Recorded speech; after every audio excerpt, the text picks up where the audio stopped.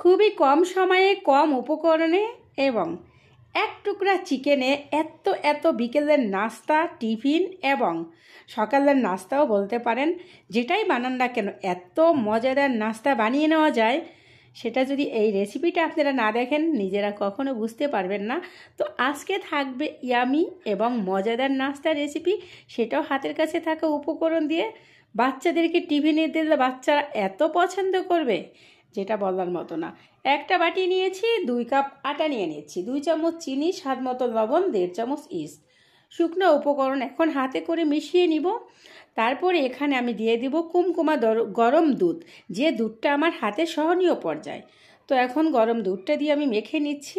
আর এটা কিন্তু একদম নর্মাল একটা ডো বানিয়ে নেব। তো মোটামুটি যতটুকু আমার দুধ লাগবে এখানে ওই দুধটা দিয়ে আমি ডোটাকে বানিয়ে নেব। আর ডোটা বানিয়ে নিয়ে এই পর্যায়ে কিন্তু অনেকটাই আঠালো আছে। আমি 4 থেকে 5 মিনিটের মতো মুথে নিয়েছি। এখন উপরে দিয়ে তেল দিয়ে একটা বাটিতে রেপিং পেপার দিয়ে র্যাপ করে রেখে দিব ঠিক 30 মিনিটের জন্য। 30 মিনিটের ভিতরে আমি এই নাস্তার ভিতরে পুরটা রেডি করে নেব। একটা কড়াই বসিয়ে দিয়ে দিয়েছি 3 চামচের মতো রান্নার তেল। তারপরে 1 চামচ রসুন কুচি দিয়ে দিচ্ছি। আর এখানে দিয়ে দিব আগে থেকে সিদ্ধ করে নেওয়া, এখানে 400 গ্রাম চিকেন আছে। আদা রসুন পেস্ট, লবণ, গোলমরিচ গুঁড়ো দিয়ে সিদ্ধ করে নিয়ে চিকেনটাকে আমি গ্রেট করে নিয়েছি। এখন দিয়ে 3 মিনিটের মতো ভেজে নিব রসুনের সাথে। তারপরে এখানে আমি দিয়ে দিব গাজর কুচি দিয়েছি 1/2 কাপ, পেঁয়াজ কুচি 1/2 কাপ, কাঁচামরিচ কুচি 2টা। তো দিয়ে এই সবজিটার জন্য দিব লবণ। আর এখানে আমি ফ্রোজেনের কিছুটা ক্যাপসিকাম দিয়েছি।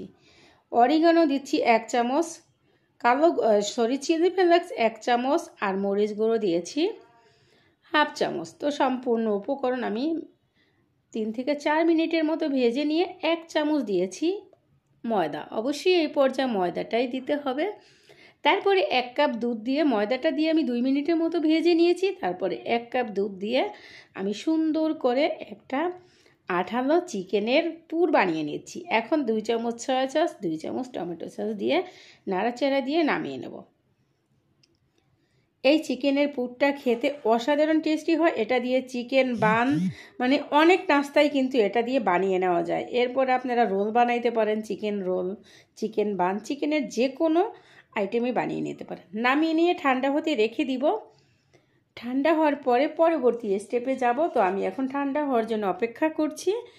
দেন এখন সেই ময়দার যে আটার যে আমি ইয়াটা মেখে রেখেছি, দেখেন ফুলে গিয়ে টইটুম্বুর হয়েছে। এটার ভিতর থেকে বাতাসটা বের করে দিয়ে আমি মেখে নিয়ে 2টা ভাগে ভাগ করে নিচ্ছি।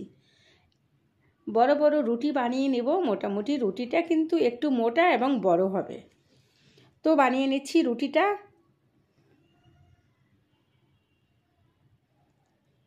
রুটিটা কিন্তু বানিয়ে নেওয়া শেষ। এখন আমি একটা কুকি কাটা নিয়েছি।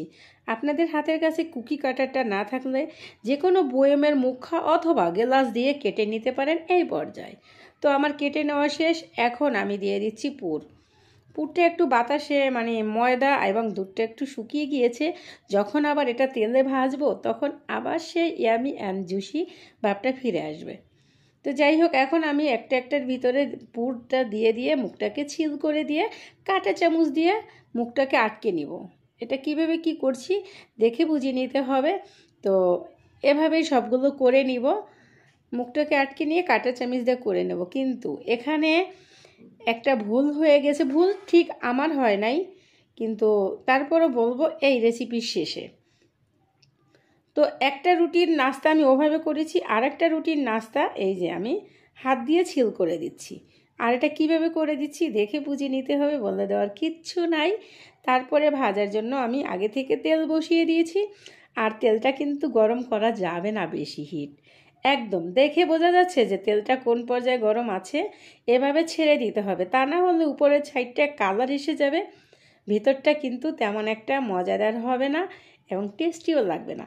তো যাই হোক, এটা যখন দিচ্ছি তারপর পরই কারেন্টটা চলে যায় এবং মোবাইলের আলো দিয়ে এই যে আমি আপনাদেরকে রেসিপিটা দেখাচ্ছি, এই পর্যন্ত কিন্তু মোবাইলের আলো দিয়েই দেখাচ্ছি।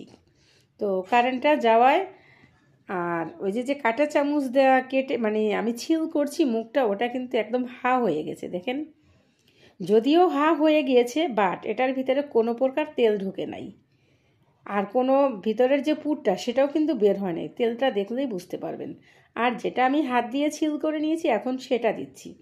এটা দেওয়ার সময় কারেন্টটা চলে গেছে, মানে 10 মিনিটের ভিতরে 2বার কারেন্টটা চলে যায়। যাই হোক, এটা দিয়েছি, দেওয়ার পরেই এই যে এই পর্যায়ে কিন্তু কারেন্টটা নাই। যাই হোক, এখন আমি উল্টে পাল্টে 2টা নাস্তাই ভেজে নিব। আর এই একই ডোতে কিন্তু আমার 3টা চিকেন বানও হয়েছে। এই যে এই পর্যায়ে কারেন্টটা চলে গেছে, দেখেন ভেজে নিয়েছি। কালারটা জাস্ট অসাধারণ খেতে হয়েছে, কি বলবো। যেটা যদি একবার আপনারা এই হুবহুব এই রেসিপিতে বানিয়ে নেন, নিজেরাই বুঝতে পারবেন এটা কতটা টেস্টি ছিল। এটা যদি বাচ্চাদের টিফিনে অথবা সকালের নাস্তা, সন্ধ্যায় নাস্তা হিসেবে দেন, বাচ্চারা এতটা পরিমাণ খুশি হবে, বাচ্চা কেন শুধু বড়রাও চেটেপুটে খাবে। এতটাই টেস্টি আজকের নাস্তা রেসিপিটা।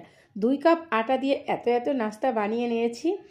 আর ওই যে যেটা আমি কাঁটা চামচ দিয়ে মানে মুখটা আটকে দিয়েছি, দেখেন ভিতরে কিন্তু কোনো প্রকার তেল ঢোকে নাই। এটা কিন্তু চিকেন পকেটও বলতে পারেন। দেখতে সেই রকম। রেসিপিটা এই পর্যন্তই, পরবর্তীতে দেখা হবে। খোদা হাফেজ, বাই।